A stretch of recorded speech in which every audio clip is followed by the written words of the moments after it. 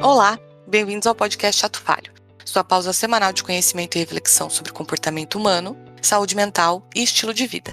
Eu sou a Beatriz Monteiro. Eu sou a Ellen Corrêa. Sou a Gisele Oliveira.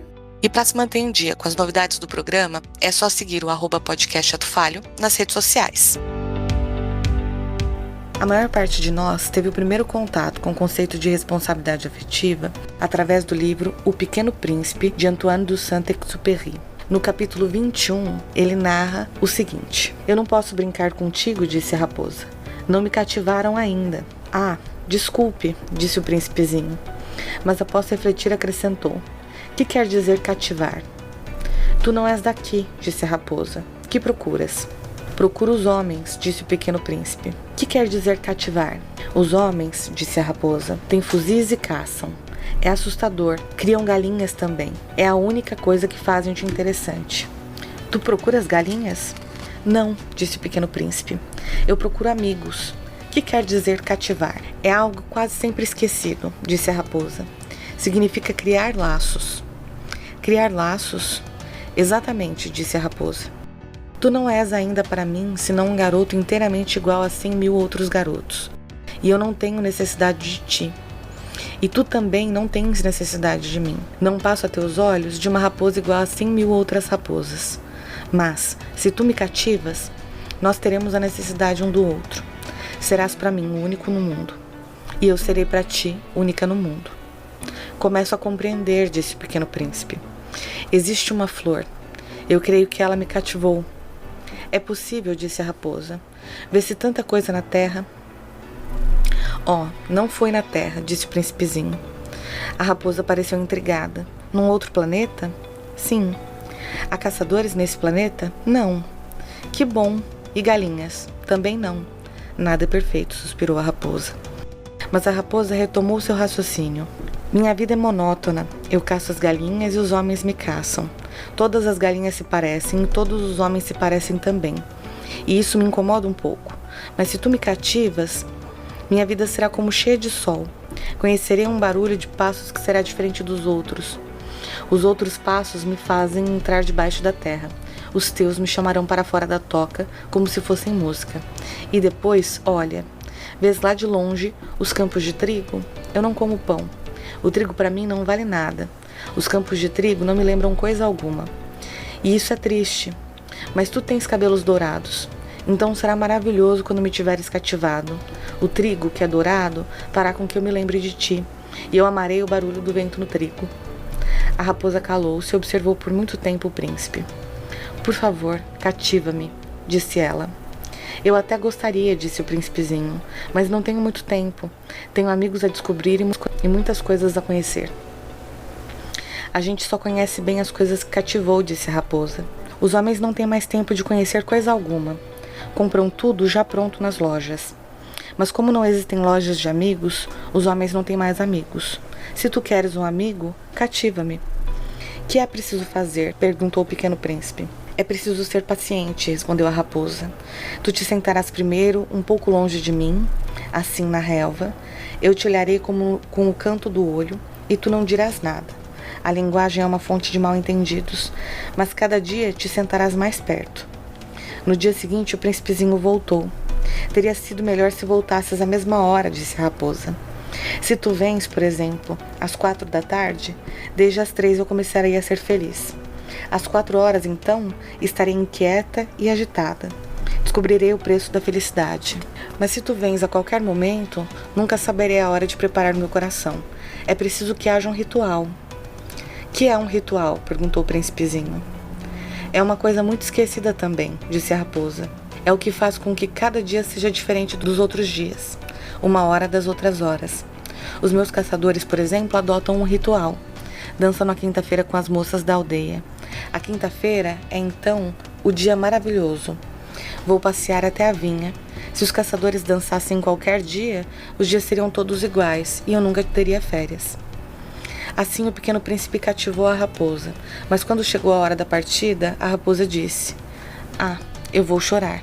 "A culpa é tua", disse o príncipezinho. "Eu não queria te fazer mal, mas tu quiseste que eu te cativasse." "Quis", disse a raposa. "Mas tu vais chorar", disse ele. "Vou", disse a raposa. Então não terás ganhado nada.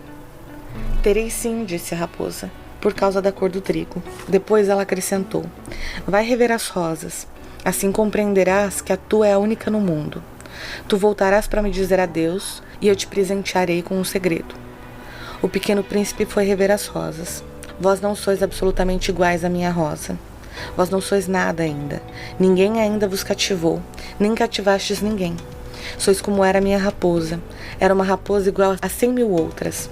Mas eu a tornei minha amiga. Agora ela é a única no mundo. E as rosas ficaram desapontadas. Sois belas, mas vazias, continuou ele. Não se pode morrer por vós. Um passante qualquer, sem dúvida, pensaria que a minha rosa se parece convosco. Ela sozinha é, porém mais importante que todas vós, pois foi ela que eu reguei, foi ela que eu pus sob a redoma, foi ela que eu abriguei com o paravento. Foi por ela que eu matei as larvas, exceto 2 ou 3 por causa das borboletas. Foi ela que eu escutei se queixar ou se gabar, ou até mesmo calar-se algumas vezes, já que ela é a minha rosa. E voltou então a raposa. Adeus, disse ele. Adeus, disse a raposa. Eis o meu segredo. É muito simples. Só se vê bem com o coração. O essencial é invisível aos olhos. O essencial é invisível aos olhos, repetiu o príncipezinho para não se esquecer. Foi o tempo que perdeste com a tua rosa que a fez tão importante. Foi o tempo que eu perdi com a minha rosa, repetiu ele para não se esquecer.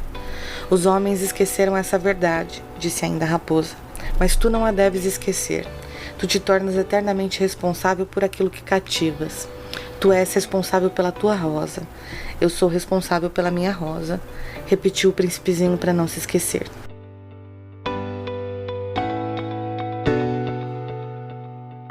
Hoje, por uma questão de essas agendas, né? Enfim, a Gi, ela não vai entrar conosco, mas daqui a pouquinho a gente já volta, né, Bi, para as nossas rotinas normais. Sempre que a Gi não entra, a gente também morre de saudade, né? Não é? Mas é isso, assim, é uma mulher muito ocupada. Pois é. Bom, eu acho que hoje a gente vai falar de um tema que é relativamente novo. Eu não me recordo de ter visto isso como um tópico, por exemplo, na nossa graduação, né, Bi? Eu não lembro de ter tido esse ponto, né? De ter estudado isso, enfim.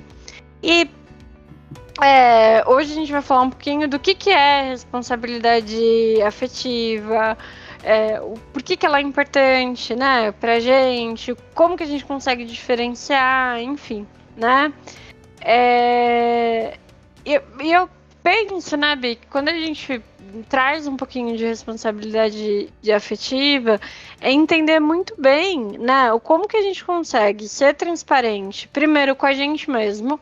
Eu acho que a primeira responsabilidade que a gente tem que ter em relação aos nossos sentimentos, em relação ao sentimento, é com os nossos próprios, né, e com um dos outros. É impossível ser responsável afetivamente com o outro se a gente não for com a gente, né? Então, você não consegue apresentar para o outro algo que você não tem consigo. Exatamente. E às vezes eu penso, né, que não é nem, às vezes não é nem que falta responsabilidade com a outra pessoa, né? Mas falta clareza do que a gente sente. Tanto a gente com a gente mesmo e a gente com o outro. E aí nessa mistura, né? Nesse transbordar do que é meu, eu acabo invadindo o outro. Eu não consigo depois me responsabilizar por isso, né? Por esse transbordar aí de emoções. Por isso que acho que um dos principais pontos é a gente entender o que a gente sente, quais que são as nossas expectativas, enfim, até para a gente conseguir levar para o outro, né? A gente já comentou isso, nem vai entrar muito no terapia de grupo, mas é um filme que a gente trouxe, acho que foi de ciúmes, foi um dos primeiros episódios, né? Que é aquele 100 dias com ela. E eu acho que ele 500. fala. Eu acho que isso fala muito de responsabilidade afetiva, porque a gente pode acusar a Summer de qualquer coisa, menos que ela não foi responsável com o rapaz, porque ela sempre deixou muito claro o que ela queria. Quem foi lá e inventou um monte de caraminhola foi ele, né? Mas ela sempre foi muito pontual com o que ela queria. E ela, né, e ela sempre deixou muito claro para ele até onde eles iriam, né? Sim. E aí ele ia fantasiando, ele ia idealizando, né? E aí eu entendo até que essa idealização, essa fantasia, que o personagem vai fazendo é baseado numa desconexão consigo mesmo. Era ele projetando nela uma série de coisas que ele ainda não lidava com ele mesmo.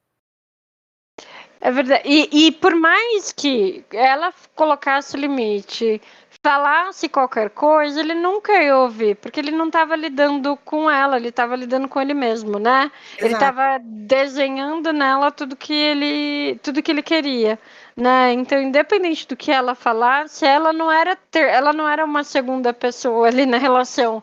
Era ele olhando no espelho e distorcendo toda a realidade, né? Sim. Você brinca de Narciso, você se afoga, né? Né? E Narciso tem medo daquilo que não é espelho, né? Exato.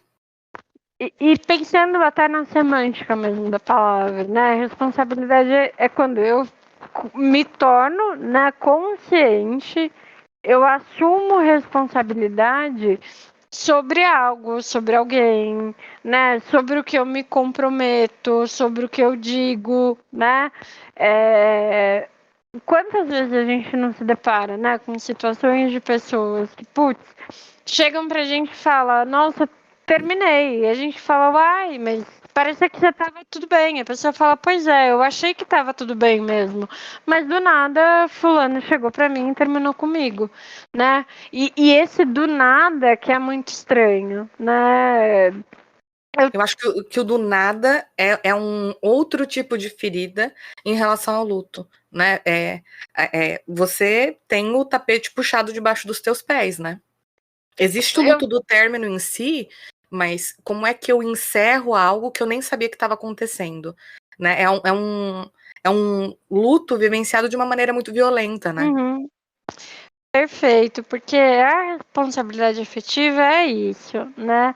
É você assumir o teu papel, né, em relação às expectativas de uma relação. Seja essa relação, óbvio, e o grande enfoque acaba sendo uma relação amorosa, mas todas as relações que a gente tem, né?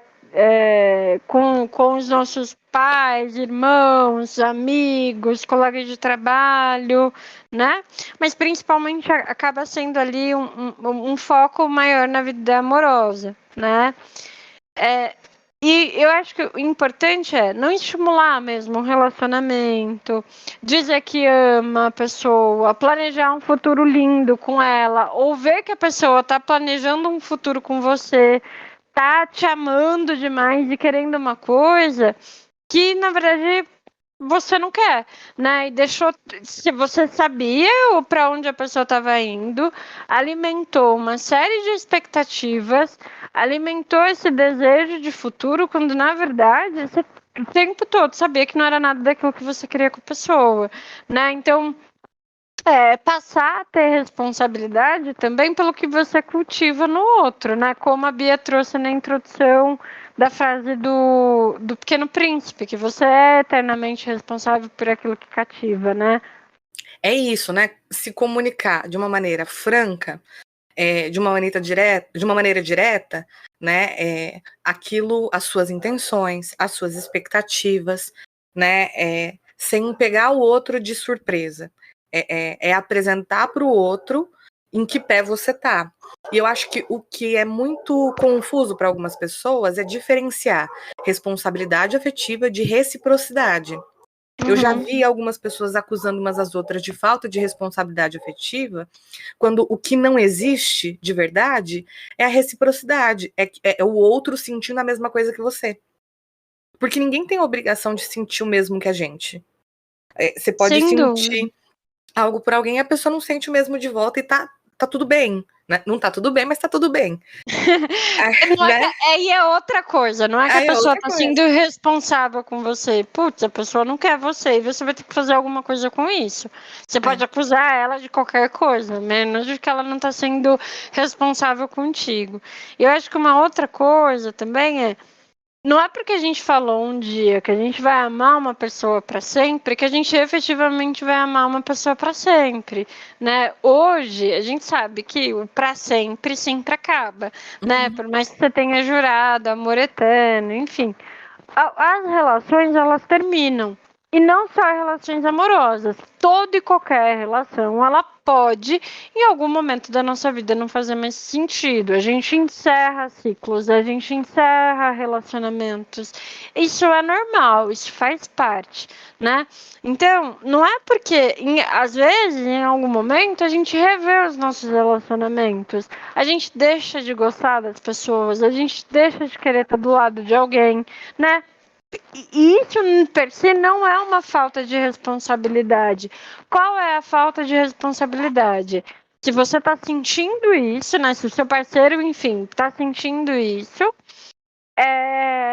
e aí, do nada, entre aspas, bem grande, vai lá e termina o relacionamento com outra pessoa, deixando ela surpresa, sendo uma surpresa para ela que aquilo tá acabando, né? Porque, tipo, num dia você fala que ama e que vai ficar junto com a pessoa para sempre, no dia seguinte, sem dar nenhuma pista, sem, né, ter as DRs que são fundamentais dentro de qualquer relacionamento, vai e termina, né? Eu vou citar uma obra também da ficção, que não precisa entrar no terapia de grupo, mas que eu acho que é um bom exemplo, que eu, sabe-se Deus por quê, estou reassistindo A Viagem, a novela de 1994, né? Porque eu sou esse tipo de pessoa. Não, eu sou esse tipo de pessoa que assiste A Viagem aleatoriamente. E no primeiro arco da novela, você vê o Theo, que é o personagem do Maurício Matar, e a Diná, com muitos conflitos no relacionamento. Quem é a Diná? A Cristiane Torlone, né? A Cristiane Torlone é a principal da novela. Você vê eles num conflito muito grande, porque ela tem um ciúmes patológico, né? Ela liga várias vezes ao longo do dia para o escritório dele, ela não deixa ele sair sozinho, ela acha que todas as mulheres dão em cima dele. Ela não só a Angélica. Nessa época era só a Angélica. Nem sei se a Angélica já estava na jogada na época, né? Porque 94, não sei. Acho que a Angélica veio depois, não? Tava sim, eu acho que era nessa época que eles namoravam. Ou era nessa época que ele ainda tava com a Cláudia Raia? Nossa, não sei. Fiquei confusa. Não, vamos deixar a vida do Maurício Matar complicada de lado, né? Existem alguns momentos muito importantes, muito bacanas, em que o Theo fala para Diná como ele está se sentindo em relação aos ciúmes dela. Porém, ele demora muito tempo para dizer para ela quais vão ser as consequências da forma como eles vêm vivenciando a relação. Tanto é que ela demora a entender que o relacionamento dela está em risco. Mas ele vai falando de pessoa para pessoa, ele fala para todos os personagens da novela que ele vai se separar. Para todos. Ela é a última pessoa para quem ele fala que vai se separar. E ele fala isso, isso não é spoiler para ninguém, porque é novela de 94, né? Mas ele fala sobre separação na semana em que o irmão dela morreu, o Alexandre, também conhecido como o encosto mais famoso da ficção, não é mesmo? O timing não existe timing bom para término, nem para divórcio, etc. Mas é isso. Ele fala para ela como ele se sente em relação aos ciúmes algumas vezes, e é super importante. Muitas das coisas que ele fala muito bem. Só que a forma como ele se sente em relação aos ciúmes dela, só que ele não fala para ela quais são os planos. Então ela pega de surpresa com a gota d'água, né? Até porque, e aí ele ameaça algumas vezes ir embora, mas ele continua, ele fala para ela, né? A gente vai ficar junto só mais uma semana. E ele continua sendo carinhoso com ela, tendo relação sexual com ela normalmente. É uma mensagem confusa, né? E fora que no começo da novela todo mundo fica falando pra Diná que ela vai perder o relacionamento porque ela é louca, ciumenta, mas o Theo é super desrespeitoso com ela. Ele vai em casa de strip, se o amigo dele chama mulheres pra mesa, ele chaveca, ele dança de rostinho colado com a Regina na festa de aniversário da Dona Maroca. Assim, Theo erradíssimo, boy lixo. Mas todas essas conversas ele apresenta para ela, então existe algum nível de franqueza, mas ele não apresenta todas as consequências. E aí onde você encontra onde tem o desencontro nessa responsabilidade afetiva, né? A comunicação deles nunca chegou a um nível de fruição que fosse Uhum. suficiente para que ela lidasse com o que estava acontecendo. Pelo menos da minha perspectiva, né? Recentemente eu também ouvi um podcast que é. Eu tô muito nessa vibe de ouvir, Bi, podcast de entrevista. Então, tipo, Vênus, Inteligência Limitada, Flow, enfim. E aí você vê que é sempre um convidado que ele vai em todos. E aí eu vou na pira de ouvir todos os convidados. É o circuito tipo, de mesmo podcast, né? Exato. Sei lá, teve o Daniel Mastral. Eu vi ele em todos os podcasts, porque ele foi em todos. E aí eu vi 3 horas a mesma entrevista. Por quê? Nunca vamos saber.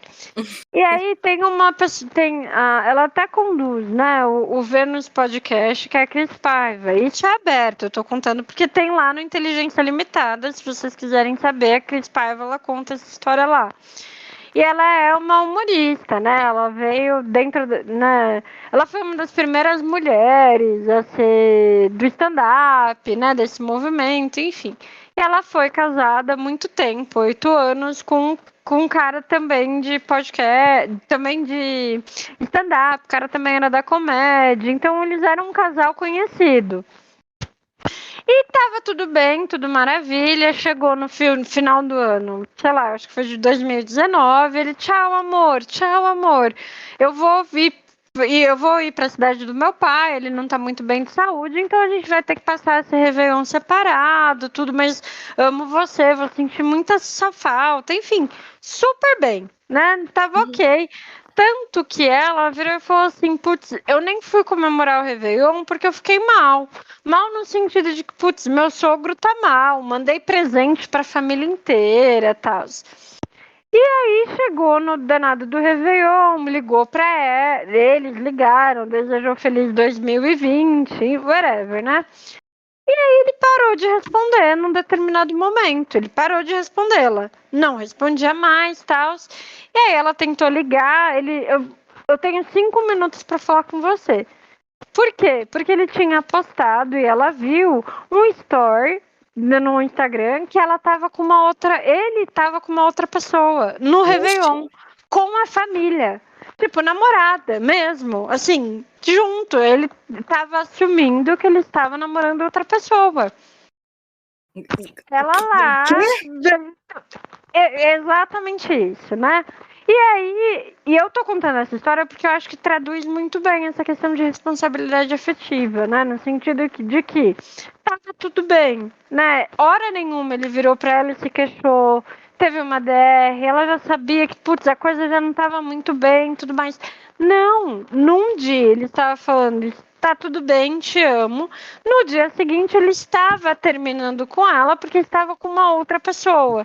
E nunca ele se queixou em relação ao relacionamento. Nada. De um dia para o outro, ele estava com uma outra pessoa. E ela ficou sabendo através da rede social dele. Se alguém quiser ouvir, ela conta de um jeito engraçado, enfim, né? Ela fez disso um bloco de stand-up, enfim. E eu acho que é muito isso, né? Quando a gente pensa de irresponsabilidade e reciprocidade, né? Ela poderia continuar amando ele pro resto da vida, né?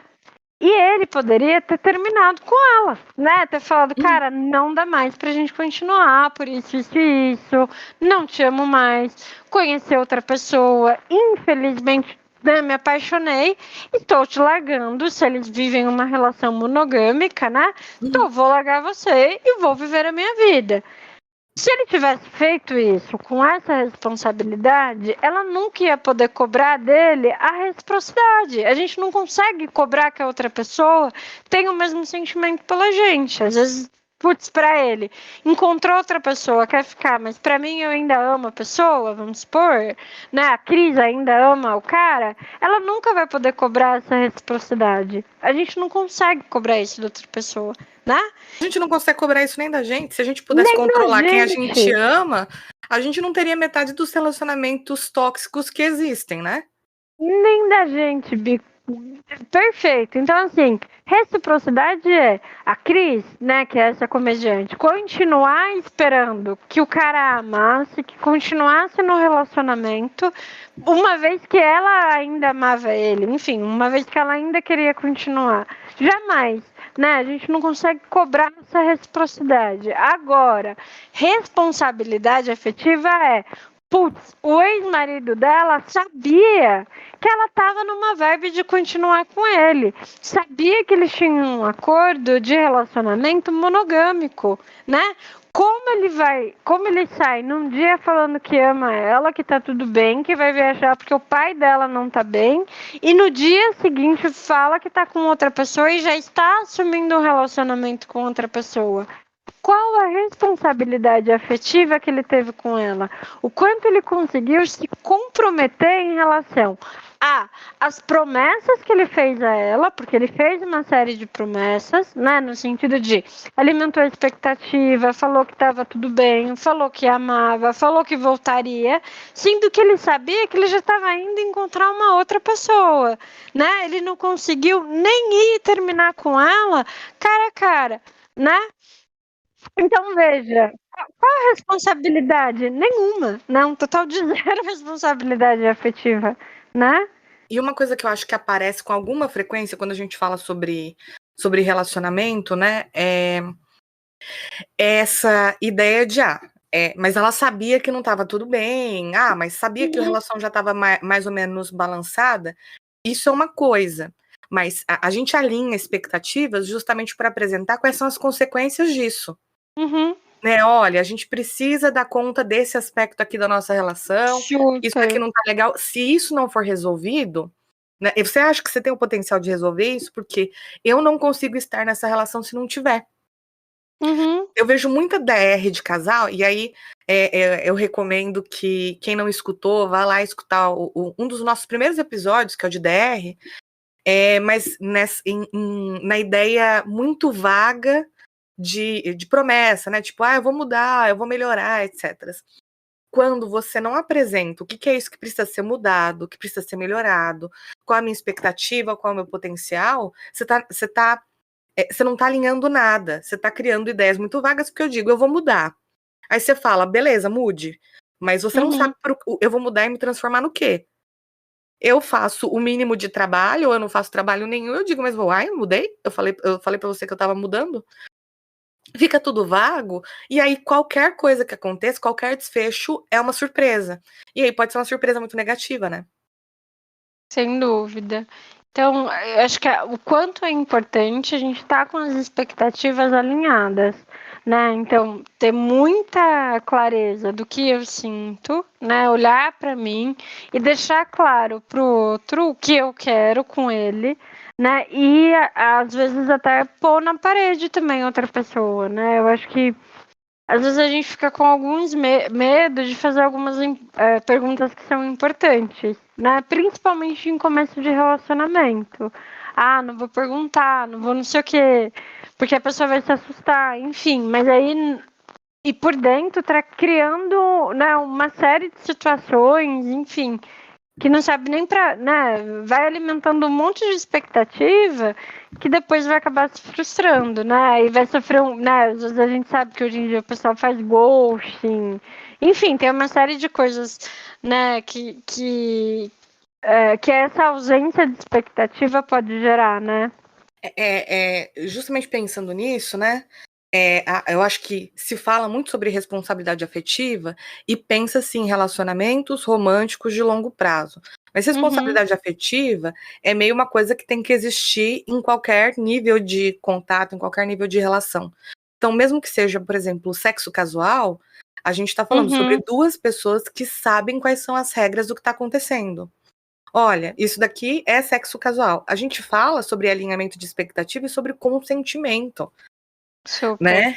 E aí, mesmo em outros tipos de relação, em relacionamentos de amizade, em relação entre pais e filhos, a gente está falando sobre, olha, o que eu espero é isso, o que eu posso entregar é isso, e as consequências disso não sendo entregue são essas, né? A gente está falando sobre todo mundo saber onde está pisando no mesmo contexto. E aí eu acho que algumas coisas, elas são essenciais, né, para que exista responsabilidade afetiva.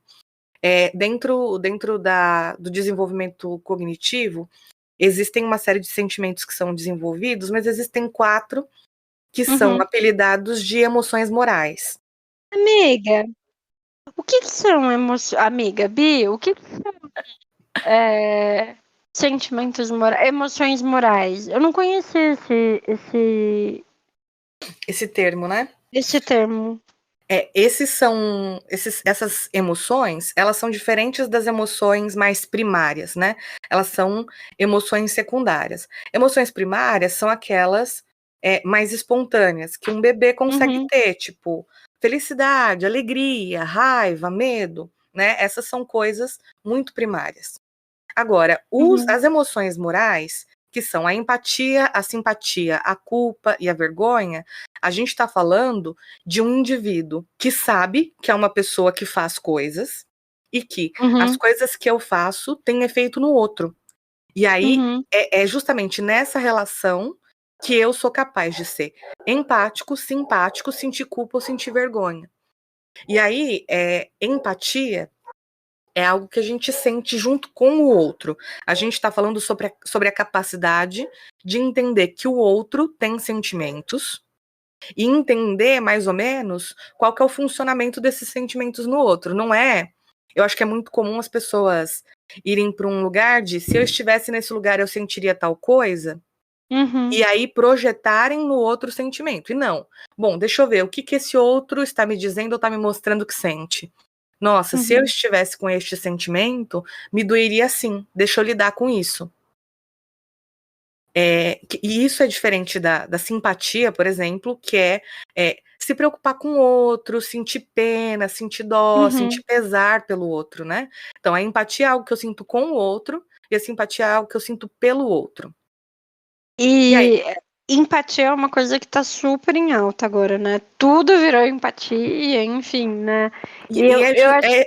É isso que me dói, inclusive, né? Porque empatia é diferente de eu projetar a minha reação ou meu sentimento no outro. Eu não me importaria se o outro tivesse feito tal coisa. O outro não tem motivo para se importar. Mas o outro se importou, dá atenção para isso, reconhece o direito do outro de sentir o que quer que seja. E empatiza, né? Compreende e respeita isso, né? E aí é curioso, assim, só um adendo mesmo. Eu sei que não é esse o foco, né? Mas o quanto hoje, toda hora a gente, né, tá usando a palavra empatia, o que é legal, porque é importante, e até pensando, né, é isso que nos torna humanos. Porque eu entendo que as emoções mais primitivas um animal consegue ter, né? Isso. Mas essas emoções mais sofisticadas é uma evolução, é uma curva, é uma coisa que a gente aprende. Não é tão inato. A gente vai aprender nas relações que a gente vai tendo, enfim, a desenvolver a empatia, né? Esses são sentimentos, mas essas são emoções, aliás, desculpa. Essas são emoções que são criadas a partir da relação com o outro. Eu posso sentir medo de alguma coisa que não tem nada a ver com um outro. Eu posso sentir medo de rato, o que é um fato, na verdade. Eu posso sentir medo do escuro, que não é uma pessoa. Agora, eu não posso sentir empatia por rato, pelo escuro, né, pelo mar e assim por diante. Então, E não vai ser toda a situação que a gente vai conseguir colocar o sapato do outro, porque a gente também tem os nossos limites. A gente tem, né, algumas vezes alguém vem falar, ai, aconteceu isso, eu penso, putz, eu não sei o que é isso, eu não vou conseguir saber o que você tá sentindo, ou eu vou falar, me explica, né, como que é? Me explica, né? Ou você quer conversar? Eu talvez não vou conseguir colocar o meu pé dentro do seu sapato, mas eu tenho 2 ouvidinhos aqui para te ouvir, né? Porque hoje eu sinto que as pessoas elas querem o tempo todo se mostrar empáticas, ou aí vai para uma linha do conselho, parece que tem que fazer alguma coisa, né? E putz, às vezes a gente não sabe mesmo, né? Às vezes eu não sei o que é isso. Vem uma mãe, eu não sou mãe, então vem uma mãe me contar alguma situação com um filho. putz, eu não sei o que é isso, né? Eu não sei o que é o meu neném tá tentando puxar leite e não tá saindo do meu peito.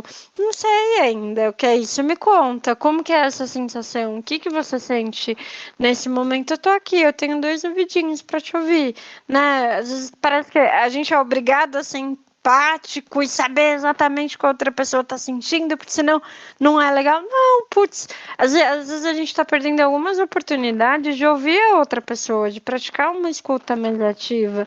Porque às vezes o que a pessoa precisa é alguém para ouvir ela, e não para falar o que ela tem que fazer ou como ela deveria se sentir naquela situação, né? Até porque se Era só um empatia adendo, gente.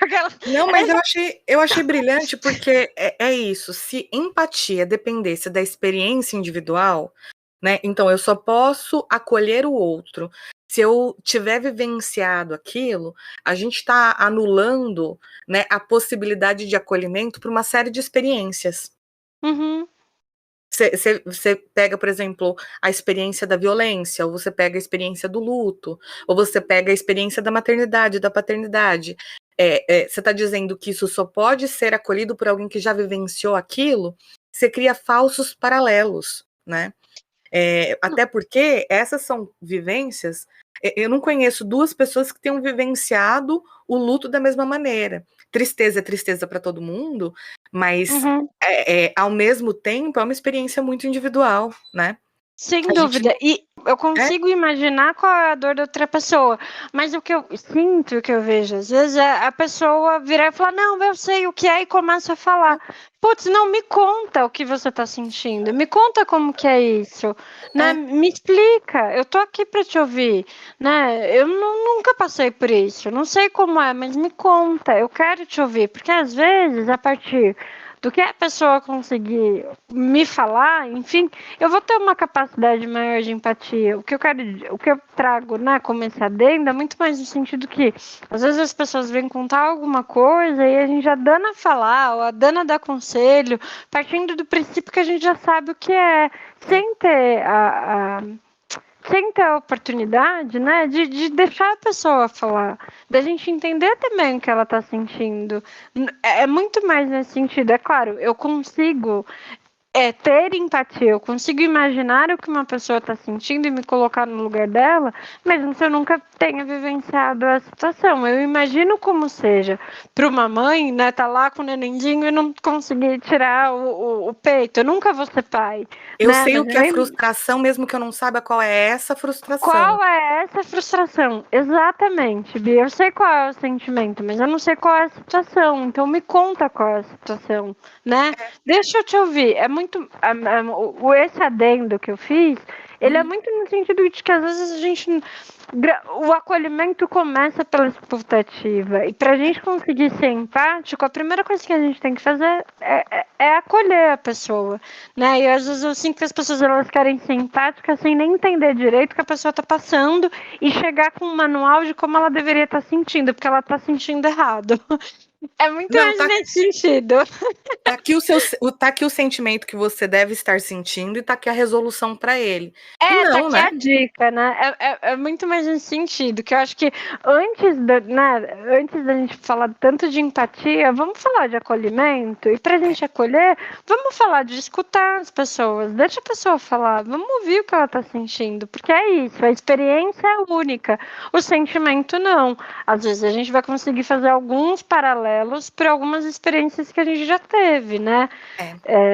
E aí a gente vai ver que vai funilar para os sentimentos serem comum, mas as experiências elas são individuais, né?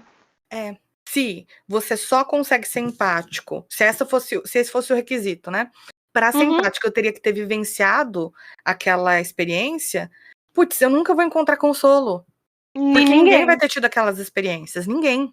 Ninguém. Mas o sentimento talvez seja comum. Por exemplo, eu já me senti frustrada, não porque eu não tinha leite, mas teve algumas outras situações que eu tentei fazer uma coisa e não deu certo e é ruim, né? Exato. E aí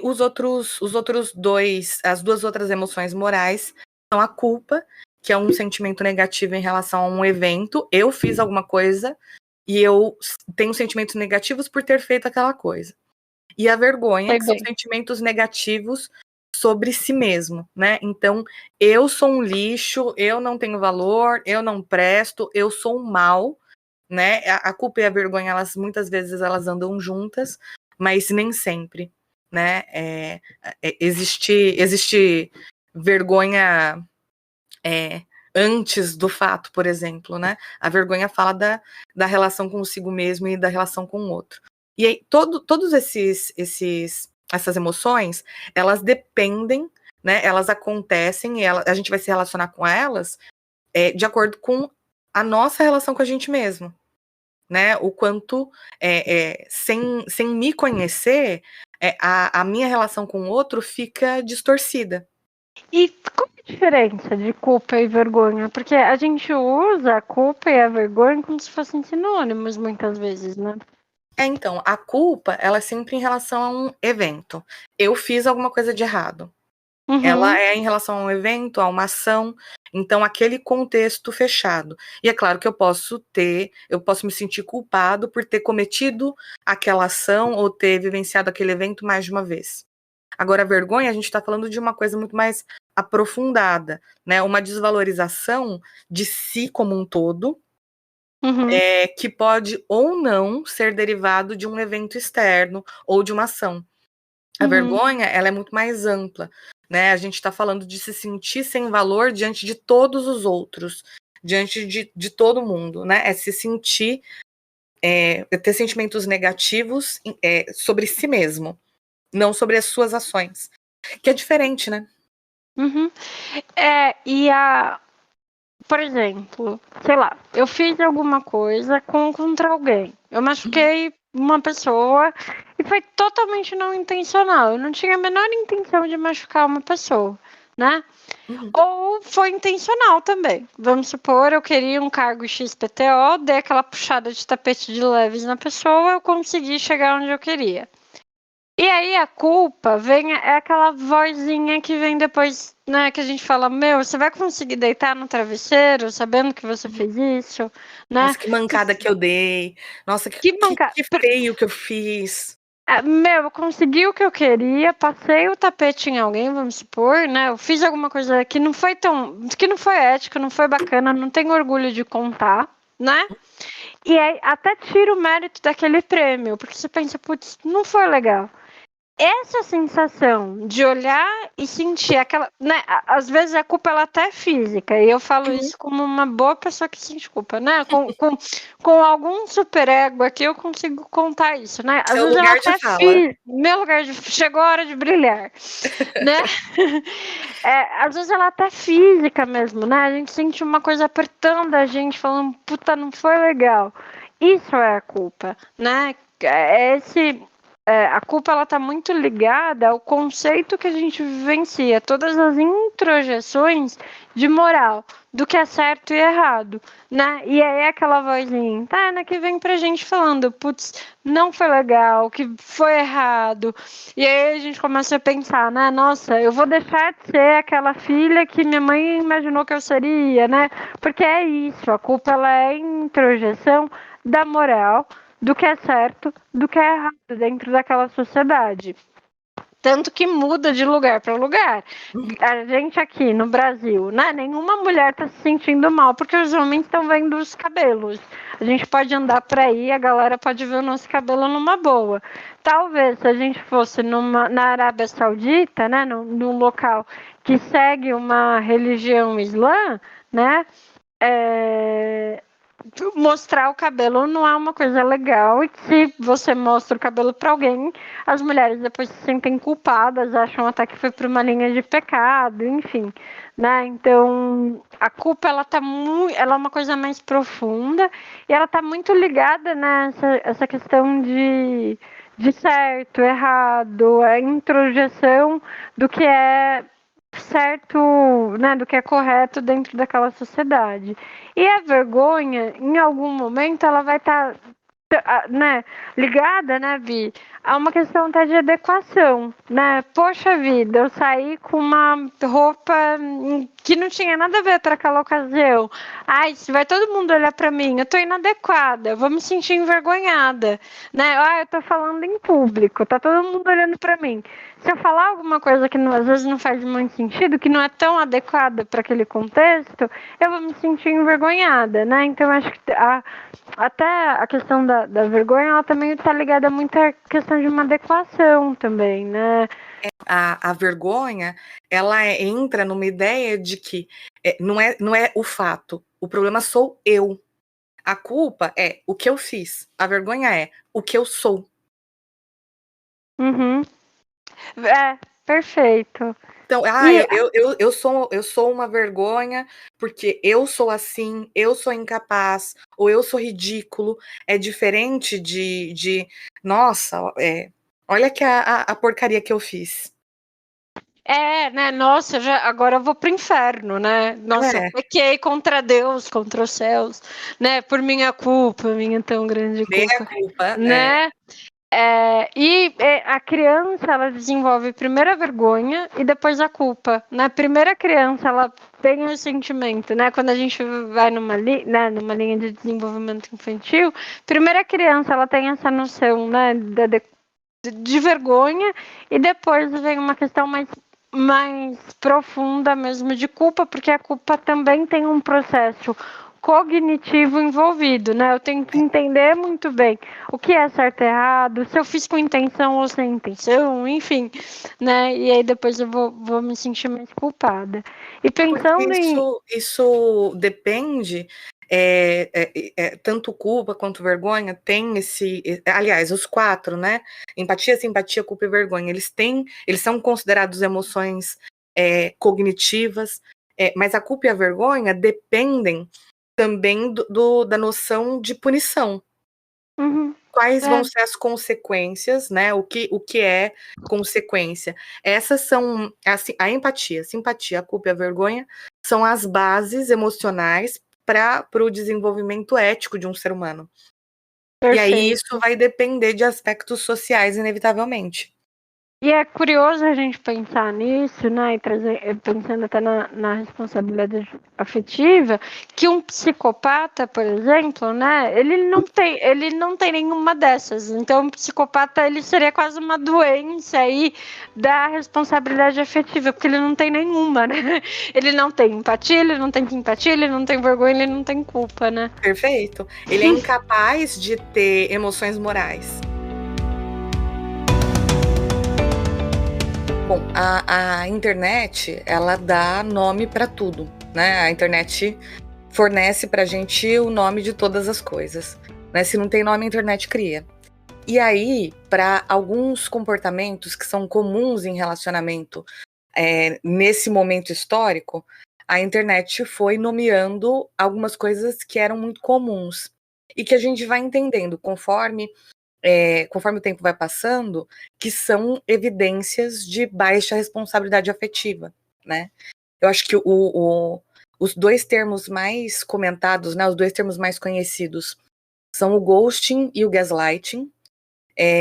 O ghosting, agora estão começando a fazer estudos a respeito do ghosting, do impacto, né? Ghosting vem de ghost, que é fantasma, e aí é o término a partir do desaparecimento de alguém. Então a pessoa vai sumindo. Não tem uma conversa, não tem um momento de término. Só tem um desaparecimento gradual, às vezes nem tão gradual assim, né? Rapidamente, como uma maneira de escapar de uma relação, independente do título dessa relação, né? E uma das grandes consequências emocionais do ghosting como não existe um encerramento, não tem essa sensação de finalização, isso gera uma ambiguidade, né? Você não sabe exatamente, quem leva o ghosting, né? Não sabe exatamente o que aconteceu. Então, traduzindo o ghosting para o português, podia ser mais ou menos deixar no vácuo? mas é mais ou menos isso piada. mesmo. É mais ou menos isso mesmo. que você deixar literalmente a pessoa sem resposta, né? De você ir sumindo e desaparecendo. E aí, quem sofre o ghosting vai ficando com essa dúvida se acabou mesmo, se não acabou, o que aconteceu, né? E essa incerteza, essa ambiguidade tem um efeito de congelar o processo de luto, né? Você não consegue elaborar o luto de algo que você não sabe se terminou de fato. E aí começa o processo de culpabilização, né? Eu entendo que o ghosting ele surgiu muito depois muito forte com o Tinder, É, principalmente, né? Com essas ferramentas de encontro, esses aplicativos mesmo de encontro. com novos modelos de relacionamento, de encontro, né? Tem novos Uhum, modelos de ser babaca, inevitavelmente. uhum. E, por exemplo, se vai, a pessoa tá saindo com alguém do Tinder, aí conversou, foi num primeiro encontro, nunca estabeleceu nenhum tipo de expectativa, era o encontro. Depois a pessoa nunca mais fala com a outra. Já é ghosting? Você tem que ter um tipo de relacionamento pré-estabelecido ou é simplesmente a ausência de resposta num bate-papo? Eu tô fazendo essa pergunta porque, por exemplo, às vezes na balada, né? Quando Uhum. a gente era jovem e quando podia ter balada, né? Semana passada, assim. Às vezes você conhecia alguma pessoa lá, malemar trocava nome, enfim, ficava com a pessoa e depois nunca mais ia ver aquela pessoa na vida, né? Isso já é um ghosting? Esse único encontro de uma única noite? Porque o que eu penso, né, do primeiro encontro do Tinder, que eu consigo mais correlacionar, às vezes é um encontro de balada mesmo, né? Eu acho que sempre vai ser em relação ao, aspas, contrato estabelecido. Então, você Uhum, ficou com alguém na balada, tá implícito que não necessariamente aquilo continua. Num uhum, date de Tinder, eu entendo que tudo vai daquilo que foi apresentado antes. E é nesse ponto que entra a perfeito. responsabilidade afetiva, né? Então, você deixando claro, olha, eu não tenho intenção de Uhum, ver alguém mais vezes. Ou mesmo que tenha, aí você tem. Aí faz sentido que você diga, olha, foi muito bacana, obrigada por ontem, mas eu não tô afim de continuar saindo, e insira aqui um motivo, se quiser também, uhum. né. Mentira se quiser. Mas o que Exato. eu acho que é, né, que eu acho que é importante, por exemplo, tu foi lá, né, saiu com uma Uhum, pessoa, ou você foi a pessoa que saiu, né, enfim, uhum. seja quem for. Aí, meu, você não curtiu a pessoa, você não quer mais sair com ela, isso pode acontecer, porque ninguém num primeiro encontro faz pacto de sangue, que vai ficar junto a vida inteira. Não é? Mas eu acho, e eu não sei se você concorda, Bi, que a responsabilidade afetiva, ela vai entrar a partir do momento que você percebe que outra pessoa estabeleceu um vínculo com você que não foi o mesmo teu. Então, por exemplo, putz, saí com uma pessoa, não curti, não quero sair de novo. A pessoa vem, fica todo dia falando comigo, e de alguma maneira, ou eu dou algum tipo de expectativa que vai rolar um encontro, sendo que eu sei que não vai, ou a pessoa faz o ghosting. Quando talvez um melhor caminho, um caminho com mais responsabilidade pelo sentimento do outro, é falar: putz, e aí às vezes entra a capacidade de ter conversas difíceis, né? E eu não tô falando de mandar textão, nada disso, mas eu falar assim: putz, não vai rolar, né? Uhum. Porque aí você não deixa a pessoa ali, não alimenta aquela expectativa e também não precisa fazer um ghosting e deixar a pessoa lá esperando a vida inteira, né, É. se vai ter um outro encontro ou não. Eu acho que a responsabilidade ela vai entrar quando principalmente você percebe que a tua expectativa com a da outra pessoa não está alinhada. E seja você alimentar uma ilusão, né, de uma coisa que não vai acontecer, ou seja, você ser um puta de um lazarentinho ou lazarenta, né, que Uhum. sai da vida da pessoa e não consegue nem falar: "Putz, a gente não vai sair mais", fica deixando a pessoa mandar bom dia, boa tarde, boa noite, oi, tudo bem, hein, né, sabendo que aquilo não vai dar em nada, né. Eu selecionei 4 nomenclaturas de internet para falar. E aí tem 2 que se enquadram um pouquinho nisso que você está falando. Uma é o breadcrumbing. E eu sei que é ruim o fato de que os nomes são em inglês e tal, mas o breadcrumbing é como se fosse soltar migalhas, né? Então, uma das partes fica dando sinais mínimos, dão o mínimo do mínimo para manter a outra pessoa ali. Então vai dando esperanças sem se comprometer muito no que está dizendo e assim, efetivamente sem ter o desejo de ter nada com aquele outro que está nutrindo esperanças a partir dessas migalhas. E o orbiting, né? Que eu acho que toda pessoa solteira nos últimos 5 anos deve ter vivenciado isso, vai reconhecer. A pessoa não fala mais com você, né? Fez o ghosting, desapareceu, o que quer que seja, mas vê todos os seus stories no Instagram, é a primeira pessoa a curtir as coisas, é aquela pessoa que, assim que você se cadastra numa rede social diferente, essa pessoa vai lá e pede para seguir, mas não interage com você, que é o orbiting, né? Que é ficar orbitando, é ficar ao redor, né? Todas essas. O ghosting, que gera a ambiguidade, porque você não tem um processo de luto. O breadcrumbing, que você não sabe se você cria esperanças ou não, porque você vai recebendo mensagens mistas, né? Então, quando eu penso que não tem nada, essa pessoa pega e fala: nossa, tal lugar não é o mesmo sem você. Poxa, isso é uma expectativa que você está gerando, né? Mas não tem um convite, não tem nada além disso. É uma linguagem vaga o suficiente para gerar esperança, sem se comprometer. E o orbiting, né, que é assim, se fazer presente por tudo aquilo que é não verbal, tudo isso tem uma dose de gaslighting, por isso que eu incluí o gaslighting aqui. Gaslighting é um tipo de abuso psicológico, e aí parece forte a gente falar assim, né? Gaslighting tem o nome por conta de um filme da década de 40, que é maravilhoso, recomendo, assistam. E é um abuso específico em que você faz a outra pessoa pagar de louca. Você fica tirando o outro de louco. Você fica. É horrível. Então, por exemplo, numa situação de breadcrumbing, né? De migalhamento, a pessoa que está recebendo migalhas vira e questiona. Mas, cara, e aí? O que a gente tem? Ah, a gente não tem nada. Eu nunca disse para você que a gente tinha alguma coisa. Né? Você ficou aí criando expectativas e isso é problema seu. Eu nunca falei nada. Eu só te mandava nada. várias mensagens. Eu achei que você tivesse. Isso eu já escutei paciente recebendo esse tipo de discurso. Eu achei que você era madura o suficiente para manter uma amizade, mas estou vendo que não. Poxa, o cara fica mandando mensagem semi-romântica durante semanas para depois lançar essa.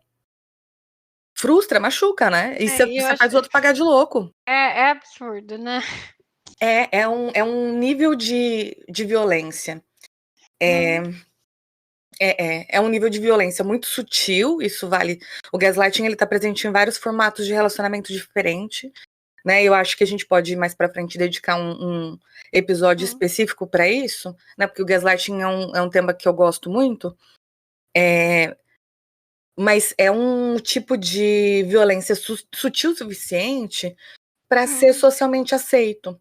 E aí você pega esses comportamentos, por eles serem relativamente comuns, e a maior parte das pessoas solteiras terem vivenciado isso em alguma medida, ou pessoas que terminaram relacionamentos, né, assim, pós-término, que as pessoas se sentem validadas para fazer isso. Ah, fazem comigo, por que eu não vou fazer com os outros? Ninguém liga para mim, por que eu vou ligar para o outro? Né? E não é bem assim. E todo, né, esses termos, né, Bi, que você trouxe, eu fico pensando o quanto as relações elas são líquidas, né? E o quanto é difícil hoje estabelecer um compromisso, um vínculo com alguém. Eu não digo nem um vínculo amoroso, mas um vínculo de responsabilidade, né? O quanto a gente é cada vez mais egoísta, mais individualista. Eu penso no meu, né? Assim, problema da outra pessoa, ela que vai lá, ela que seja madura o suficiente para lidar com as feridas que eu causei, né? É. E o quanto é difícil a gente estabelecer intimidade, né? Porque é quase uma gamificação mesmo de relacionamento, né? No sentido de É. que, putz, game over, fail, vai para a próxima vida e vai tentar se recuperar, né? E a dificuldade, né, que a gente tem de estabelecer um vínculo, de estabelecer profundidade, mal a gente consegue, né, conhecer alguém, ali a gente já vai para o próximo, né? Eu não, eu também não trago isso, é uma questão saudosista. Eu também não acho que, que já Não, teve uma época. todas essas coisas existem desde que existem pessoas. Mas eu acho que isso vai ficando, vai ganhando ou nome, ou vai ganhando formatos específicos, porque assim, o outro te dá um chá de sumiço, meter o louco e te deixar no vácuo, isso não depende de ter internet ou não. Sem dúvida. Ficar no vácuo a gente já usava desde a quinta série, né? Exato. A pessoa ficar no chove não molha, ter alguma coisa com você, mas também não sair de jogo, também sempre existiu. Sempre existiu. E aí, o quanto a gente também está falando, né, de pessoas inseguras, porque não conseguem tomar um posicionamento, né, e Uhum, conseguir lidar com a perda desse posicionamento. Porque, veja, é muito mais fácil, né, eu fazer um ghosting da vida, porque uhum. se um dia eu quiser retomar com aquela pessoa, eu nunca necessariamente dei um fora nela. Talvez principalmente o breadcrumbing, né, É, tipo, que eu dou o mínimo para aquela pessoa para manter ela ali, porque vai que eu precise, vai que eu fique sozinha, né. E aí eu já tenho alguém ali que eu fiquei colocando na brasa, deixando em e vai ser banho-maria. deixando em banho-maria, porque quando eu precisar vai que, né. É, Que é o famoso. Eu fiquei pensando, né? Quantas vezes a gente não ouve a pessoa falando, ah, vamos marcar, vamos nossa, mesmo. não, vamos sair, vamos, nossa, eu tô muito afim de sair com você sem data, né? É. Nossa, a gente tem muito que marcar de se ver, né? Merda, né? Tipo, desculpa, né? Vem com data, então, né? Quer Pois sair é. quando, onde, que horas? Se você quer, vai fazer acontecer. Não dá o mínimo, né? Pra pessoa ficar ali. Isso não é legal, né? E o breadcrumbing muito antes da internet, das pessoas namorarem pela internet como a gente namora, tem na sua estante da Pitty descrevendo este processo, né? Exatamente isso. Quem não chorou vendo o clipe da Pitty não tem coração. Jovem, joguem no Exatamente. Google. É muito Exato. bonito. E eu acho também que aí fica a máxima, né, das vantagens de ser invisível, que é cada um aceita também o amor que acha que merece. A gente também tá aceitando muito, ai, toda a vida, né, eu É. tô com alguém que faz ghosting, putz, eu tô percebendo que tá me dando o mínimo suficiente e eu tô aceitando isso, putz, será que não tá na hora da gente também se questionar? No sentido de que você merece mais amor do que isso. Mas é É, justamente isso. O fato de que essas são coisas que existem e coisas que acontecem, não significa que a gente precisa se resignar a isso, né? Então, uma das primeiras coisas, primeiro, é se comprometer a não fazer. hum, E, em segundo lugar, não se vincular com quem se comporta desse jeito, né? Poxa, eu tô vendo um certo padrão, eu imponho o meu limite e o outro que lide. Ponto. é muito duro, né, É. é muito ruim. E eu também concordo super que não é uma coisa de agora, porque às vezes a gente fica, ai, parece que já teve uma sociedade que as pessoas eram extremamente responsáveis com o sentimento dos outros e já teve a era de ouro e eu ainda não vi, não.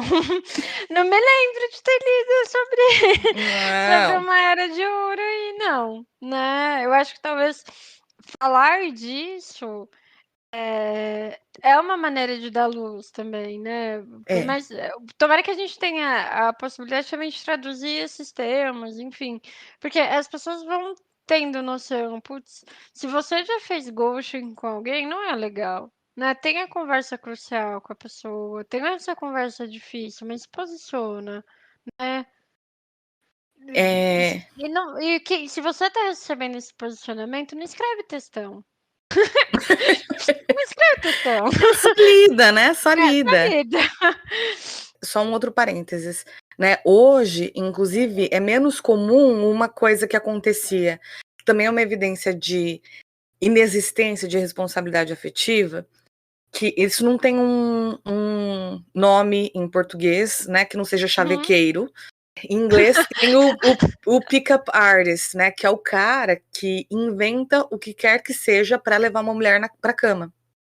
Que é estilo Barney de How I Met Your Mother, né? Então é o cara que comete fraude, estelionato, falsidade ideológica para poder levar uma mulher para cama. Hoje, né, com o advento das redes sociais, é muito mais difícil, não que seja impossível, e você vê, sempre tem gente tentando, né? Gente comprometida, tentando se passar por solteiro, gente enrolada com.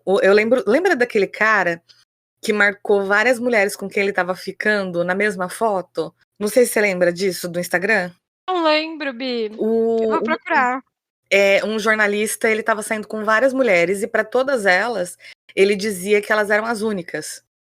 Não, você é a única, estou saindo com você. Nossa, eu estou muito envolvida, etc. E ele foi para uma viagem de trabalho e tinha um monte de gente na foto e ele marcou todas essas mulheres com que ele estava saindo, mais um monte de gente do trabalho dele na foto, com um textinho falando sobre eu não lembro o que era, mas tipo, a qualidade do vínculo, a importância de vincular com as pessoas, tal. E aí, Nossa, que bom. essas mulheres começaram a conversar umas com as outras e aí teve um exposed maravilhoso no Twitter falando disso, né, do tipo... Aí começou umas lendas urbanas de que ele foi assistir Bacurau 11 vezes, cada vez com uma menina diferente. Foi maravilhoso. Ainda bem que Bacurau é um bom filme, né? Né, mas assim, 11 vezes, assim, acho que nem quem editou o filme assistiu 11 vezes, sabe? Ou seja, gente... enquanto houver gente babaca, sempre vai haver novas maneiras de ser babaca, né? Nada disso é novo. Quando a gente fala sobre os aplicativos de relacionamento, a gamificação, etc., a gente vê essa ideia de que por que é que eu vou gastar meu tempo com a Mariazinha, sendo que tem a Zezinha e a Luizinha e etc., né? O breadcrumbing leva a uma crise de autoestima enorme. O orbiting também. O gaslight nem se fala, né? É um gênero de violência. Todas essas coisas geram culpa, geram vergonha, geram constrangimento, geram sofrimento. E por que fazer com o outro? Né? Se a gente tem a possibilidade. Aí é uma outra coisa. E eu acho que a sua brincadeira de não responder com textão é justa, vai da nossa maturidade mesmo de, bom, a pessoa tá dizendo que não tá a fim de sair comigo, eu não vou ficar debatendo porque não é uma questão aberta para debate, não é mesmo? Não é, eu não tenho que convencer o outro por argumentação lógica que o outro tem que sair comigo sim, porque eu acho que é uma boa ideia, pelo amor de Deus. Que a outra pessoa tá errada por não querer sair comigo, né? E aí, exatamente nesse ponto, legal, né, Bi, se reforçar, porque eu acho que traduz um pouco do que a gente estava falando em relação. Qual a diferença de responsabilidade afetiva e reciprocidade? Né? Porque se a pessoa, putz, está falando que não quer qualquer motivo, ela está sendo responsável afetivamente, ela não está tendo reciprocidade em relação ao sentimento que você está tendo em relação àquela pessoa, né? Eu tô balançando a cabeça de novo. Ah, tá, eu fiquei. Não, eu tô legal. aqui. Nossa, é isso mesmo. É isso mesmo.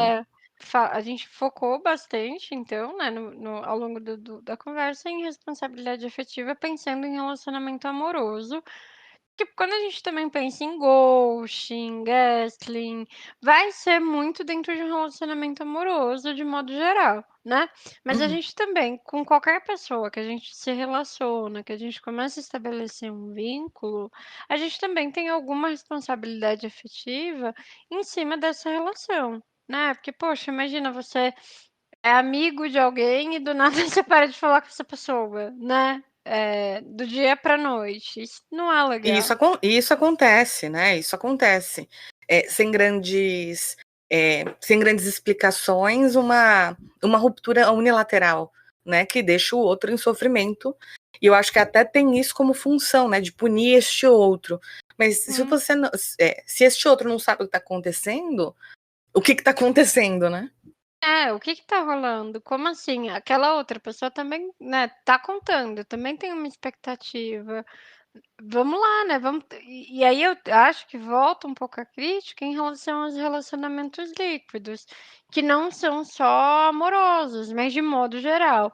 Hoje a gente percebe que a sociedade ela tem uma imaturidade para conseguir aprofundar relacionamento de modo geral, né? Seja numa esfera amorosa, seja numa esfera de trabalho, né? Puxa, falar de responsabilidade afetiva dentro das organizações é um bichão, né? Nossa, Porque já é difícil falar de emoção dentro do ambiente de trabalho. Que quiçá colocar a palavra responsabilidade no meio, né? exato. Então, é muito delicado. E quando a gente vai para algumas esferas, né? Principalmente pensando em pais, filhos, né, em cuidado com menores, a gente tem uma responsabilidade afetiva que tem até um cunho legal.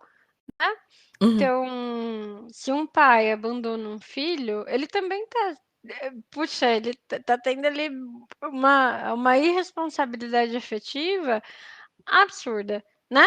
E aí ali vai além de um campo, só moral e passa a ser um campo legal também, né. É. Juridicamente, a gente tem ferramentas para tentar proteger essa criança, porque os efeitos de todos esses processos, né? De, por exemplo, o abandono afetivo por parte de uma das figuras parentais, é, é, é devastador, né? Você tem um nível de consequências muito diferente do que um adulto que sofre uma ruptura unilateral. É outra coisa, né? Mas ainda Hum. assim, os aspectos jurídicos, eles conseguem dar conta de presença, não de qualidade, né? Então, o nosso olhar para a responsabilidade afetiva, e não é só de pais para filhos, né? Também tem responsabilidade afetiva, a gente está falando sobre qualquer tipo de relação afetiva, né? Você É. pensa entre amigos, você pensa dentro de relacionamentos românticos estabelecidos entre irmãos. Uhum. A gente está falando sobre comunicação, sobre franqueza e Super. sobre honestidade, né? E Dentro dos relacionamentos românticos mais casuais ou menos formais, a gente vê mais exemplos, a gente vê uma diversidade grande de exemplos de babaquice, mas é possível ser babaca em qualquer tipo de relação, não é mesmo? É. Bi, né, quando a gente pensa muito, óbvio, né, o pai, ele tem uma responsabilidade afetiva e legal com a criança, porque o ghosting do pai significa que provavelmente aquela criança pode não ter o que comer, né, porque É. a criança também tem uma série de outras dependências em relação aos cuidados parentais, né. Mas também eu não consigo pensar de outra maneira em relação a um filho que deixa de assumir responsabilidades com o pai quando ele vai entrando numa idade um pouco mais senil, né. Óbvio, vai depender muito do histórico do pai também, às vezes o pai nunca procurou o filho, né, e aí vai esperar alguma coisa que ele não teve? Putz, não vai rolar pai, né, É. porque cadê aí, né, não teve. Mas em Não tem vínculo, não tem uma contrapartida construção de vínculo para, não né, tem. colher os benefícios disso depois. Não tem, mas em contrapartida a gente também observa, principalmente agora, né, nessa época de pandemia, com os avós, né, que tipo um monte de vô e vozinha ficou sem visita, que ficou dependendo, sei lá, do vizinho para fazer compra, porque não teve um danado de um neto para ir lá ajudar, um filho para ir lá ajudar o pai, né. Então também, tipo, a gente também tem esses vínculos com quem cuidou da gente, e aí pode ser pode ser a figura do genitor, efetivamente falando, ou de quem foi o cuidador da gente, né? Exato. E aí, dentro de um relacionamento, de um casamento, por exemplo, a gente fala sobre responsabilidade afetiva na hora de tomar decisões, na hora de fazer planos, na hora de compartilhar o estado emocional, né? Tudo isso entra em responsabilidade afetiva ou na falta dela, né? E eu acho que no final, né, quando a gente pode se pensar, eu acho que entra um pouco a máxima, né, não fazer aquilo, não fazer com os outros que eu não gostaria que fizesse comigo. E para saber o que eu não gostaria que fizesse comigo, eu tenho que me conhecer, eu tenho que primeiro É. colocar um espelho na minha frente, e entender um pouco dos meus sentimentos. E aí eu vou estabelecendo alguns limites, fica até mais fácil para eu me comunicar, para eu ter clareza do que eu quero, do que eu não quero e do que eu não quero fazer com o outro também, né? Porque aí a gente está falando sobre valores. Eu não vou fazer com o outro porque, pô, eu me importo mais com o outro do que comigo. Eu não vou fazer algo que eu sei que eu tenho consciência de que machuca uma outra pessoa, porque isso não faz parte dos meus valores. Sem dúvida. Se as outras pessoas escolhem ser babacas voluntariamente, putz, legal, boa sorte aí nessa trajetória aí da vida. Mas Amiga, boa sorte não, que um dia você colha o que você está é, fazendo que não é legal. não, Não é legal. mas assim, a pessoa quer ser esse tipo de pessoa? Não, manda ver. Eu não tenho nada a ver com isso. Agora, eu sei do que eu faço e eu sei o quanto que isso é uma corrupção ou não dos meus valores. Sem dúvida. É só isso, né? Porque eu escuto, especialmente no consultório, especialmente com coisas em relação a ghosting, né? Todo mundo faz. Por que eu tenho que dar minha cara a tapa? Por que eu tenho que ir lá falar? Bom, primeiro, sua mãe já te falou que você não é todo mundo, né? Assim, esse é o básico. E em segundo, porque você é esse tipo de pessoa? Você é a pessoa que voluntariamente causa esse tipo de sofrimento? Ou que corre o risco de causar esse tipo de sofrimento? Pro falhei ter falhado e não se falha mais nisso.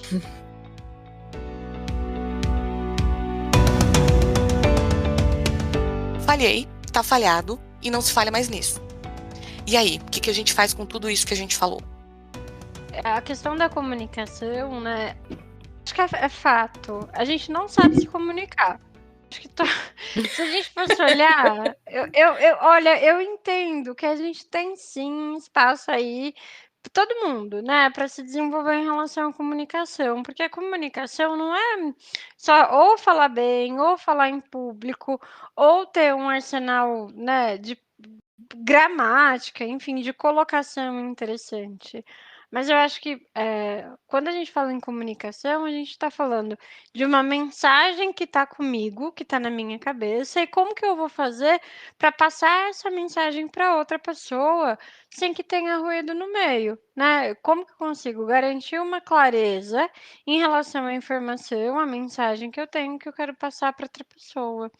E aí, no meio, rola um monte de situação, que às vezes nem eu tenho clareza direito do que eu quero falar, não vou lá e não faço um double check para ver se a pessoa conferiu ou não, enfim.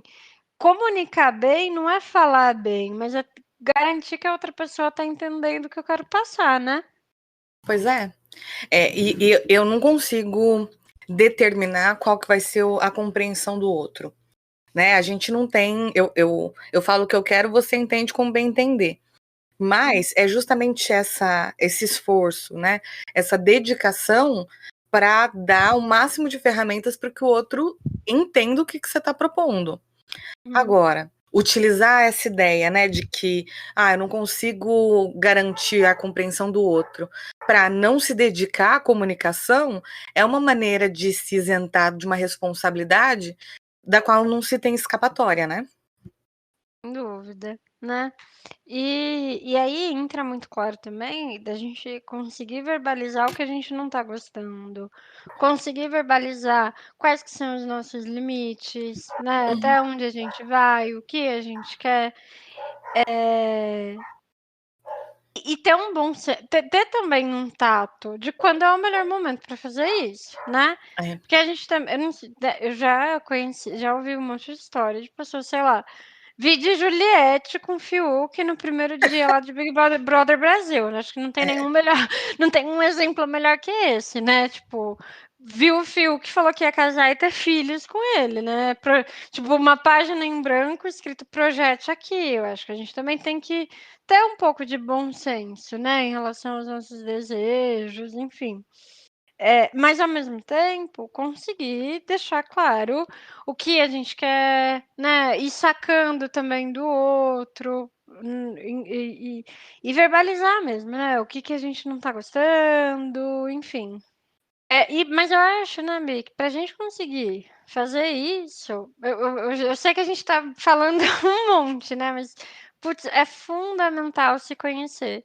É fundamental entender o que você, qual que é, né, o que a gente quer, quem a gente é, para onde que a gente quer ir, ter muita clareza de si, porque o fato também de da gente conseguir ter essa clareza da gente, do que a gente é, onde a gente está e que tipo de amor a gente merece, talvez, né, vai poupar a gente de um monte de situação que a gente não precisava passar, né? Pois é. Porque, putz, não, cara, entre essa merreca que você quer me dar e continuar solteira, pega essa merreca, porque eu tô muito bem sozinha, né? Então, eu acho que o autoconhecimento é muito importante, né? E hoje, eu acho que óbvio que a gente vai defender o nosso peixe, né? Até porque a gente realmente acredita nisso, que a melhor maneira para ter um autoconhecimento é um processo terapêutico, né? É procurar sim um profissional. E é claro, né, que esses testes que a gente faz na internet, conversar com um amigo, conversar com as pessoas que conhecem a gente, ter esse retorno em relação aos pontos cegos que a gente tem, porque a gente tem um monte, auxilia no processo, mas efetivamente buscar a ajuda de um profissional é muito legal.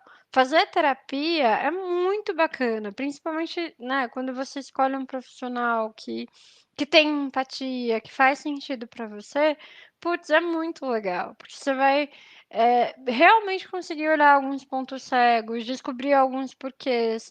Poxa, se sempre você tá ficando num relacionamento que, putz, a pessoa faz ghosting, ou, nossa, não tem nenhuma responsabilidade, nenhuma consideração contigo, e isso é recorrente, putz, com certeza tem alguma coisa também na escolha de homem que você, ou de mulher, ou whatever, né? Cheiro, Enfim, de pessoa que você tá buscando para você se relacionar, tem alguma coisa aí, tem alguma coisa na tua escolha.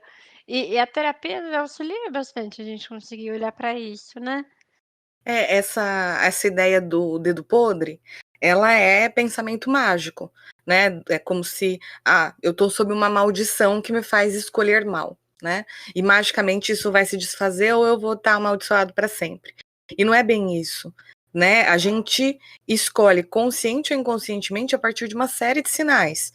E a gente precisa se responsabilizar por isso também, né? O início da responsabilidade com o outro é a responsabilidade com a gente mesmo, de entender quais são os nossos limites e até quais são as nossas propostas. A gente vê, por exemplo, pós-término, né, algumas pessoas escolhem se jogar em outros relacionamentos imediatamente, sem estar preparados emocionalmente, né, mas falta de responsabilidade consigo, de não se permitir elaborar o luto, que acaba acarretando numa falta de responsabilidade afetiva com o outro, né, que cria expectativas no outro que não vão ser atendidas, né, fala sobre um desejo, mas não um preparo para estar numa relação. Então, autoconhecimento e responsabilidade consigo mesmo, elas estão no mesmo terreno e sem dúvida nenhuma, o processo de psicoterapia, a gente sabe disso tanto por formação quanto por experiência, né, é essencial.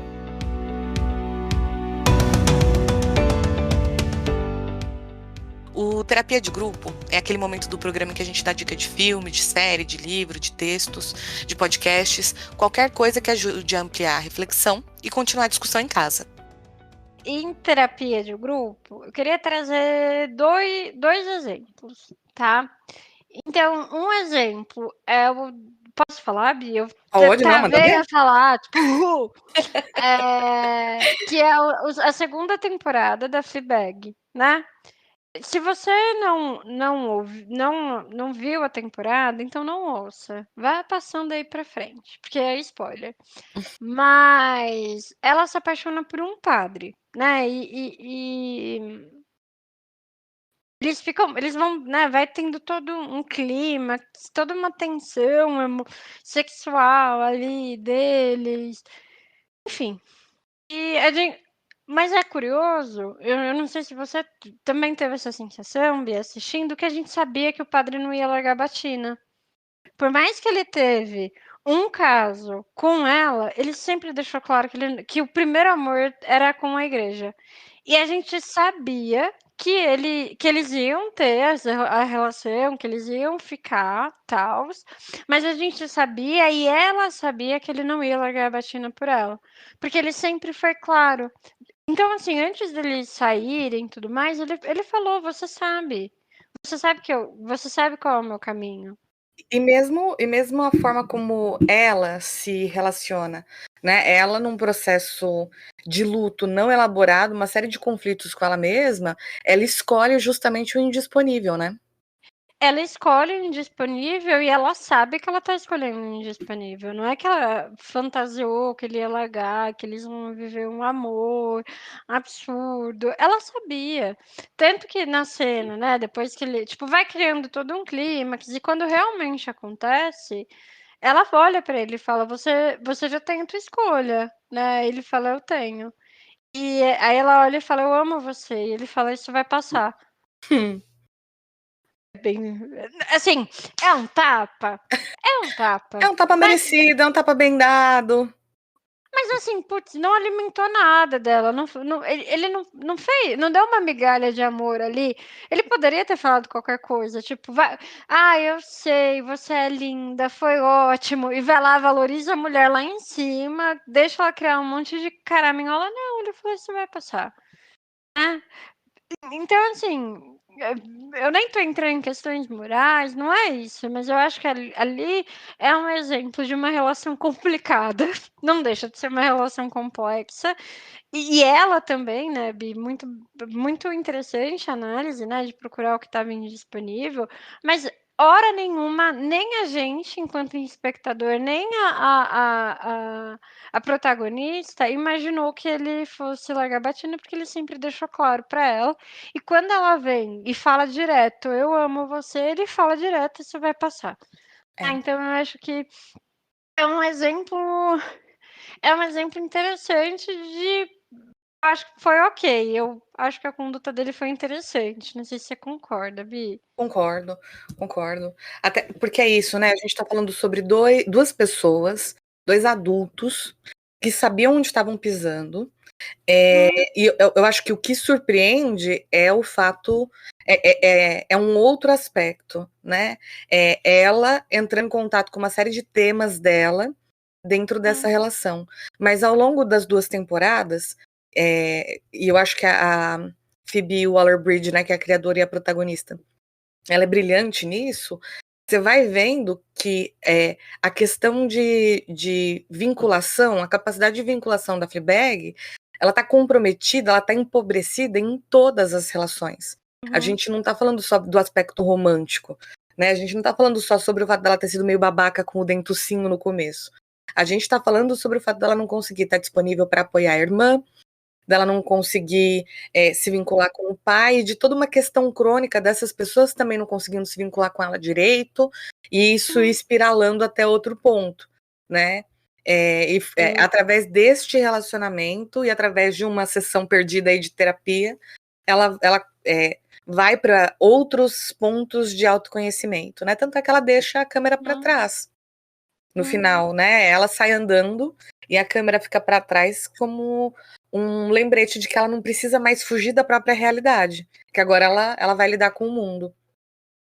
E aí, Esse, para mim, eu trouxe como um exemplo que eu acho que é legal, que ilustra aí o que o padre teve uma responsabilidade afetiva com ela, né? Ele entendeu que, putz, ela poderia gerar alguma expectativa que ele não ia atender, porque ele sabia que ele ia querer continuar com a batina. Em contrapartida, na primeira temporada da série, ela está namorando, né? E ela tá namorando um cara meio X. E é super caricato, né? Os personagens, enfim. Então, eu não tenho outra palavra, sabia? Tiver alguma para me ajudar, a não ser bundão. Eu não consigo pensar em outra, porque é muito caricato mesmo, e é isso que eles querem passar, um cara super passivo, que aceita tudo. E a Fleabag tinha, né, muito forte com ele, de dar o mínimo suficiente, porque sabia que ia manter. Então tem uma série de situações que ela fala, ela vai, trai, zoa o cara, enfim. E aí ela fala, e aí ela chega, ela fala que quer terminar, e ele chora, e ela fala assim: olha, às vezes eu falo que eu quero terminar com ele, só porque quando ele tá muito triste, ele faz faxina na minha casa. E aí, quando eu quero a casa limpa, eu faço isso com ele. Mas a gente vai voltar. E ela vai dando o mínimo, o mínimo, o Ou mínimo, o menos que o mínimo mínimo, até, né? que ela sabe que aquilo vai manter aquele cara com ela o máximo possível. E ela sabe que ela não vai atingir a expectativa com ele. E ela não faz nem aquilo num nível inconsciente, ela tem consciência do que ela tá fazendo, né? Então, putz, é extremamente irresponsável. E aí, no momento, quando ele abandona ela, quando ele fala, putz, agora eu não quero mais, ela se assusta, ela vai atrás dele, né? Pra ver se dando um pouco mais do que o que ela estava dando, ela ia conseguir manter ele. Mas não porque ela o amava, ela sabia disso, porque ela queria ter alguém. Ela queria talvez ter, né, ter alguém para quem voltar, ter alguém que gostasse dela, mesmo ela não gostando, mesmo ela não querendo a mesma coisa, e fazer isso consciente, tipo, e iludindo a pessoa, enfim. Então, acho que é um exemplo aí bem marcante. Eu acho que Fleabag é legal de assistir, porque por ser bastante caricato, fica muito marcado, né? Principalmente essa relação dela com o namorado, o quanto ela foi responsável com ele, né? Exato. Não, e a cena dela assustando ele no banho é impagável. Vale só por isso. E ele limpando a casa dela também é Ah, engraçado. Tipo, fenomenal. eu às vezes brigo porque eu preciso limpar a casa. Assiste, gente, É é isso. bom pra caramba. É. Acho que a minha é essa. É Fleabag Season 1 e Season 2, assim. Porque é muito bom. Aspectos diferentes, né? Uhum. É É, bom série complexa, né? É bom série bem feita. Série boa, né? Porque aí dá pra você, numa tacada só, já trazer os dois aspectos, né? a Phoebe Waller-Bridge fez tão bem feito, tão bem feito, tão bem feito, que já matou, né, Olha. dois coelhos com uma caixa d'água só. Uhum. Eu trouxe algumas possibilidades, né? Eu trouxe algumas dicas. A primeira é uma dica horrorosa.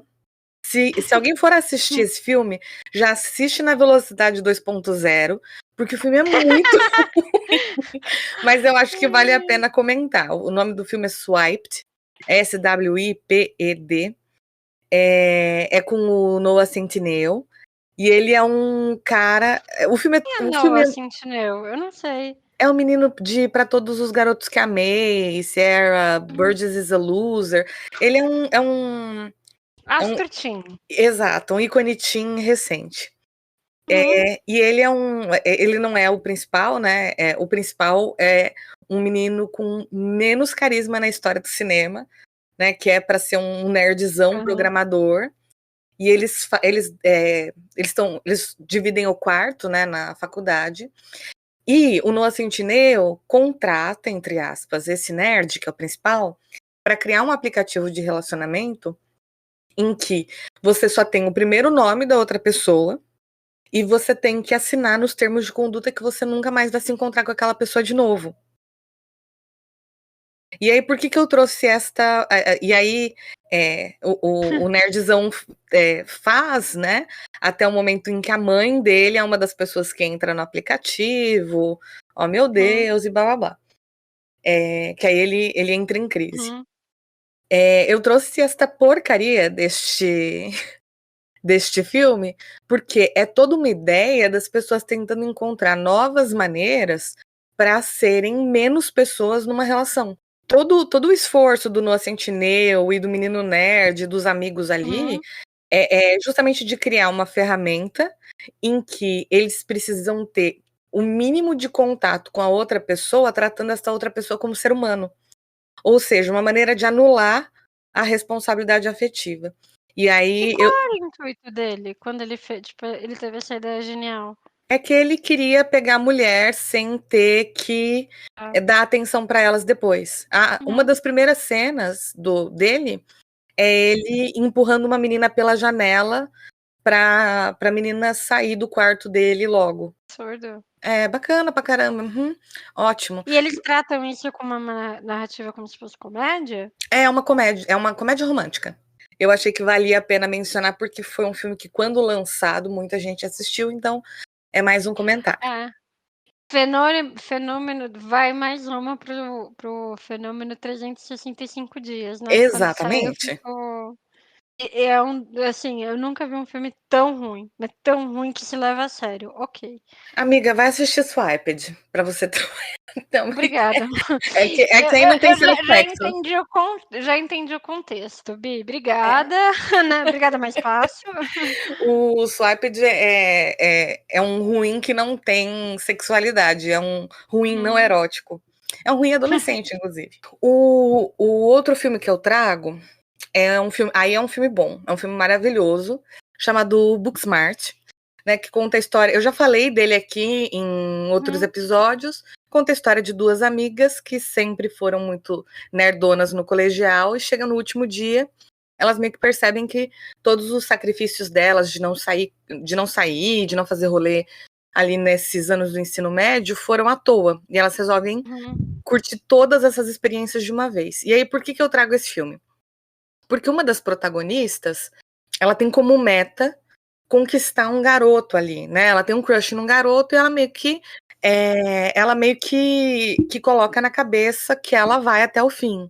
E nisso, ela não presta atenção que a amiga dela tá se ferrando muito.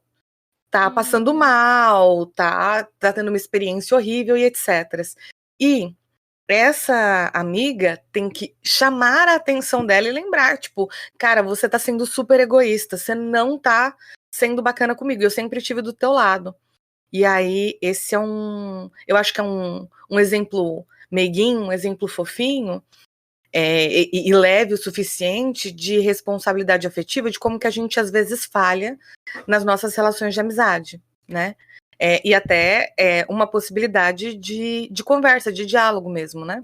A terceira dica que eu trago é Shameless. E Shameless é uma série, tem a versão americana e tem a versão britânica, que é a original. E essa é uma série sobre uma família extremamente disfuncional.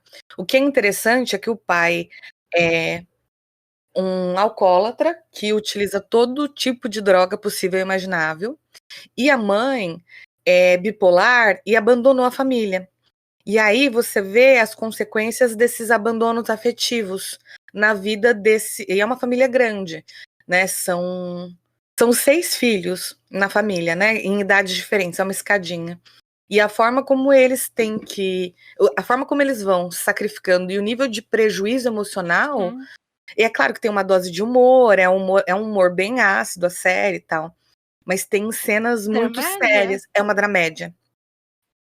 É uma dramédia que já acabou, inclusive a última temporada não tem a atriz principal, porque por problemas de pagamento, né, ela exigiu receber o mesmo valor, ela era protagonista, e ela exigiu receber o mesmo valor de pagamento que outras pessoas da equipe e não concederam, e aí tá certa de sair mesmo. Mas você vê o nível de bagunça. Apoiadíssima. Você vê o nível de bagunça e o nível de prejuízo E até a forma como eles vão, como são todos largados, né? O nível de prejuízo também fala de formas muito disfuncionais de buscar afeto. Então, essa é uma série que eu indico porque ela entretém. Ela tem algumas cenas pesadas, né? Então, para quem for mais sensível com sexualidade, com drogas, não recomendo ver. Mas é uma série. E quem for sensível também com o tema pobreza e gambiarra. Mas é uma série que tem um senso de humor ácido, assim, tá mais pra comédia dramática, mas quando os temas dramáticos, eles são bem sérios.